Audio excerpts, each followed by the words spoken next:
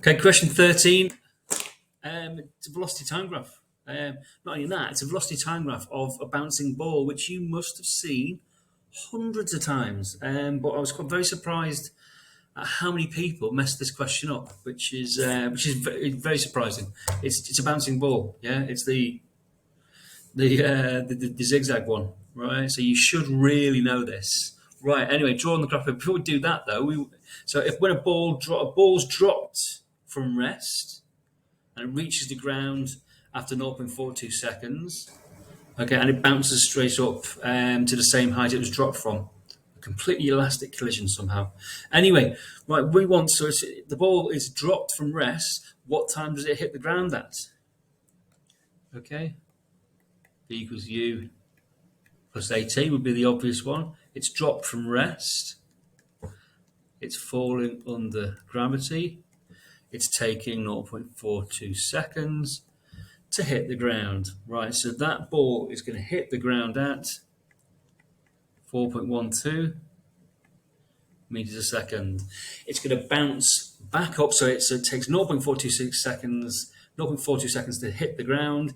It's going to take another 0.42 seconds to bounce back up again. So the time it bounces back up, the end time, okay, the end time is two lots of that, 0.84 seconds. So the bounce is at 0.42 and reaches its same height again at 0.84. Right, so we need some correct axes going on here. Okay, so please, it doesn't say sketch, does it?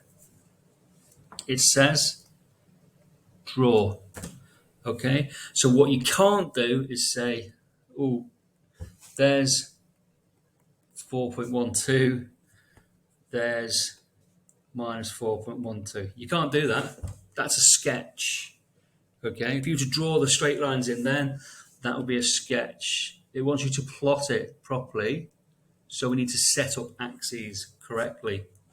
Okay, now an obvious one here would be, well, I reckon 2 centimeters for one.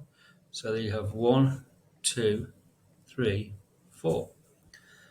1, 2, 3, 4. So they are our velocity in meters per second. Okay, now time-wise, what have we got? Well, we need to go up to 8 seconds. So this looks obvious to me.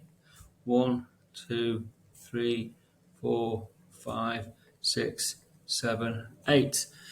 Perfect. The graph paper is set up for us already. We don't have to really think about the scale. Okay, but we have to draw correct scale. Okay, otherwise it is a sketch, isn't it? So there's our time in seconds. Right, it's dropping from rest. Okay, so the start of the drop, velocity is 0, isn't it? Now after 0.42 seconds, it's reaching its maximum speed of 4.12 meters per second. So 4.2 is up here, and then 4.12. Yeah, it's going to be about there, isn't it? Okay. Right. It's falling under gravity. Acceleration is constant, so we've got a straight line. Okay. What do bouncing balls do when they bounce? Their velocity reverses. Now, because it's reaching the same height again, we know that it will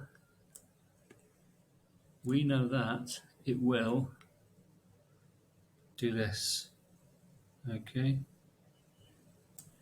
that's about right.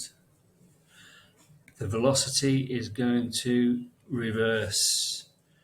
Right, what did we say the end time was? The end time was 0.84 seconds. 0.84. Made a mistake, haven't I? That's 0.23.4.5. Who spotted that? Right, so 8.4, we are going to be coming back to there, aren't we? Okay, so again, We've got a constant acceleration. Yeah, it's in the same direction, so the gradients of the two red lines are going to be the same. That's why they're parallel, because the gradient is 9.81 meters per second squared. Okay, but that's all you really needed to do that. So, okay, a few people kicking themselves there. Okay, so yeah, that's the bouncing ball velocity time graph. You should have done that loads of times. Thank you.